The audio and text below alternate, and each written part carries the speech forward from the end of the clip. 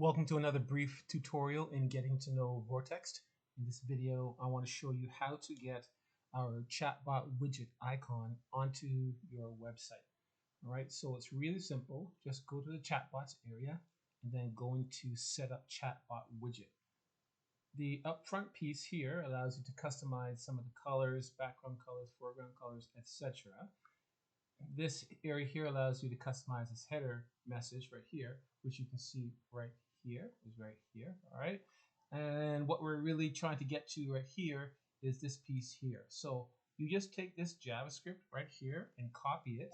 And then what you would do is go to your website template. So whether you're using WordPress or Wix or whatever it is, you will find a place where you can add some JavaScript to the template of the website, or just a specific page in your website where you want the chatbot widget icon to show up. So I'm just going to go over to a little notepad that I prepared here. So this is just a little example of some HTML.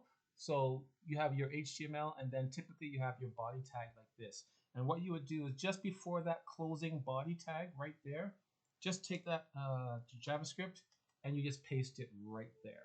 And that's really all you have to do. You save that either, again, onto a specific page or into the homepage template.